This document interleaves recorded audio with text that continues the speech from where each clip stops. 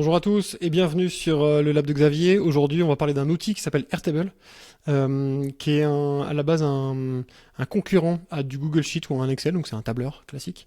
Et vous verrez qu'en fait, ils ont rajouté pas mal de petites fonctionnalités autour du tableur, pur et dur. Et en fait, moi, j'utilise Airtable depuis maintenant, je pense, 5 ans. Je l'utilise tous les jours. C'est vraiment le cœur de plusieurs de mes projets. Et en fait, je l'utilise à peu près pour tout, sauf vraiment la fonction tableur. Il y a trois choses qui sont vraiment intéressantes à tester sur Airtable si vous n'avez pas encore testé. La première, c'est tout ce qui est automatisation. Donc on peut le faire évidemment avec du Make, mais moi pendant très longtemps j'ai fait que de l'automatisation sur du Airtable sans toucher à Make, parce qu'on peut faire beaucoup de choses avec Airtable et que mes données sont là-bas, j'en parlais tout à l'heure.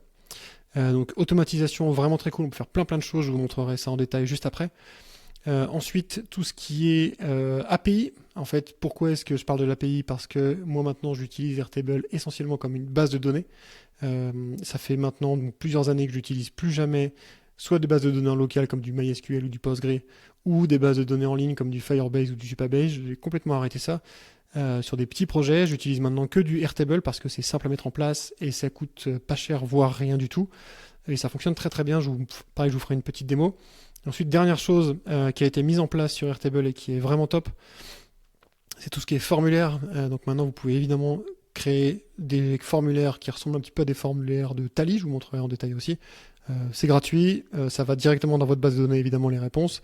On peut mettre plein de formats de fichiers différents, donc voilà.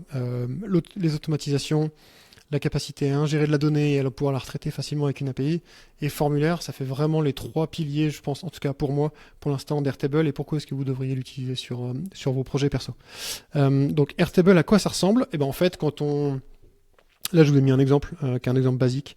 Donc, ça ressemble vraiment à un Google Sheet. Vous voyez qu'on a des lignes avec des colonnes, des types de colonnes différents. C'est un peu plus beau parce qu'on a des tags. Maintenant, ils ont commencé à le faire un peu sur Google Sheet, même si c'est plus moche. Et on a un peu plus de richesse de contenu. Donc, il y a des checkbox typiquement. Donc, il y a de la couleur si on veut. On peut rajouter aussi tout ce qui est PDF, photos, etc., directement dans le tableur. Donc, voilà, c'est un petit peu évolué. Mais bon, rien de foufou si vous voulez faire que du tableur. Moi, typiquement, quand j'ai du tableur à faire, je prends un Google Sheet, je prends pas Airtable. Par contre, j'utilise Airtable pour les automatisations. Alors, je vais vous montrer pourquoi est-ce que je fais ça, et je vais vous montrer ça avec un de mes projets qui s'appelle RemoteFR. Donc, c'est un side business que j'ai depuis maintenant 5 ans, je pense. Et en fait qui a été créé depuis le début. Alors le front a changé plein de fois, mais le back a toujours été du Airtable. Donc là en fait si vous voyez ici, donc j'ai un blog qui est géré autrement, mais toutes les annonces sont des annonces qui sont stockées sur Airtable. On peut aller voir ici dans cette base. Vous voyez qu'ici, voilà, j'ai à peu près 4000 lignes dans cette table avec les URL, etc. Et tout ça est géré et directement sur Airtable. Je vous montrerai ensuite comment est-ce que je fais pour pousser les données, les mettre à jour, etc. avec l'API. Mais on va aller voir tout de suite les automatisations. Et en fait, pourquoi est-ce que j'utilise ça et comment est-ce que je m'en sers? Donc typiquement, la première des choses, je pense, c'est que donc c'est un site d'offres d'emploi. Et donc tous les jours, je vais rajouter de nouvelles offres. Et en fait, j'ai une newsletter dans laquelle toutes les semaines, je vais envoyer aux gens qui sont abonnés. Donc j'ai à peu près 2000 abonnés. J'envoie une newsletter. Mais en fait, ça me prenait un temps infini à faire à la main. Avant, je le faisais du coup via du Airtable. Je faisais un dump, j'avais un filtre, etc. avec une vue particulière. On peut avoir plusieurs vues sur. Voilà, j'avais ce truc-là d'ailleurs qui est encore là. Je sais pas si ça marche encore. Donc j'avais fait une vue spéciale, etc. Mais c'était la galère à faire. Et donc en fait, je me suis fait une petite automatisation, toute bête. Vous voyez que ça tourne tous les 7 jours à midi et demi. Et ça. Donc c'est tous les jeudis. Tous les jeudis, ça déclenche l'automatisation ici. Ensuite, il va faire un find, donc il va regarder tous les jobs qui ont été créés dans la dernière semaine. Ensuite, et là c'est hyper intéressant parce que même dans Make, c'est pas si facile que ça à faire. En fait, on peut mettre du JavaScript. J'en parlerai juste ensuite. Et ensuite, il m'envoie un email. Et du coup, dans l'email, j'ai le nombre de jobs de la semaine et la liste directement des emails. Et en fait, moi, j'ai juste à copier-coller ça et je mets ça dans mon newsletter et c'est tout. Et du coup, ça se fait tout seul, c'est vraiment top, et c'est inclus directement là où sont mes données. Donc j'ai vraiment à peu près zéro effort à faire. Alors je vous parlais tout à l'heure du petit JS. Pourquoi est-ce que j'ai mis un petit JS? Parce que je m'en sers tout bêtement pour avoir une liste en Markdown. Donc c'est tout bête, mais j'avais besoin de faire un bout de code pour que ça sorte pas en taille, que ça se mette en bonne forme pour que je puisse copier-coller facilement. Donc c'est la première des choses. Et la deuxième des choses, c'est que j'avais besoin, en étant purement feignant, en fait, il m'envoyait le dump mis en forme, mais je savais jamais, donc il fallait que je compte le nombre d'adresses. Donc là, j'ai mis un petit bout de code en JavaScript qui va juste me calculer la taille de la liste. Donc je mets en forme, je calcule la taille, et vous verrez que ici, en fait, je récupère la taille, et donc en fait, ça m'envoie un message, un email directement sur mon email RemoteFR, avec marqué 89 jobs cette semaine, et j'ai la liste mise en forme en Markdown, que j'ai plus qu'à copier-coller directement dans mon outil de newsletter qui s'appelle Substack, dont on parlera plus tard. Donc voilà, ça fait partie des exemples d'automatisation qu'on peut faire. Finalement, quand on connaît pas trop Airtable, on se dit que c'est un peu secondaire tout ce qui est automatisation et qu'on pourrait faire mieux avec du mec. Au final, faire ce genre de petit scénario avec du mec, c'est pas si trivial que ça. Et là, ça vient directement et on peut en faire gratuitement sans par mois, pardon. Dans le plan gratuit, on est limité à 1000 records, donc 1000 enregistrements, 1000 lignes dans chaque table. Dans chaque table, donc on peut avoir autant de tables qu'on veut. Et on est limité par contre à 100 exécutions d'automatisation par mois, toutes les tables confondues. Donc au final, gratuitement, vous avez le job board qui envoie des newsletters toutes les semaines sans aucun problème, ou voire même tous les jours. Donc ça fait partie des choses que j'utilise. J'utilise aussi typiquement quelque chose qui est pas si facile que ça à faire sur du Google Sheet. C'est un petit script qui va venir dupliquer en temps réel, dupliquer en temps réel en fonction de l'URL. Donc si je récupère un job, une offre d'emploi, pardon, que je l'insère et que je me rends compte que l'URL existait déjà quelque part, hop, ça dégage automatiquement. Donc ça c'est pareil, c'est du petit bout de JavaScript qui d'ailleurs peut être très facilement fait avec du chat GPT et ça rend la chose vraiment très très puissante. Et enfin, une chose que je fais qui est très intéressante, alors il y a deux choses. La première, c'est qu'on peut aussi créer du webhook. Donc ça c'est aussi hyper puissant pour ceux qui codent. Pour ceux qui codent pas, ça peut être un peu plus complexe, même si ça reste du low code on va dire.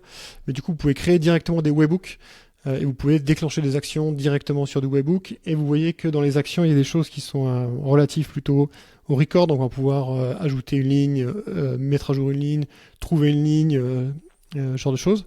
On a de l'IA directement. Et ensuite on a toutes ces applications là. Qui sont nativement intégrés. Donc on peut envoyer des messages sur Teams, on peut envoyer des messages sur Slack.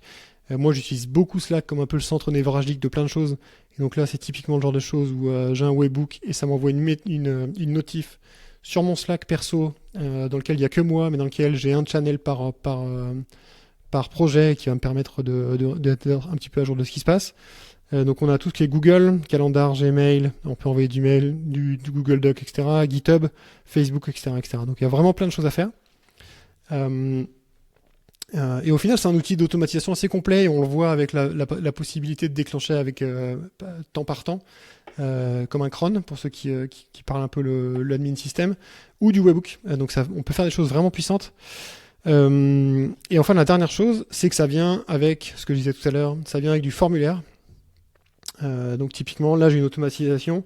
Dès qu'un des formulaires est soumis, dans ce cas-là, je vais récupérer le record qui va bien. Je fais un petit script et je fais un petit script pour mettre en forme la donnée et je l'envoie directement sur mon Slack.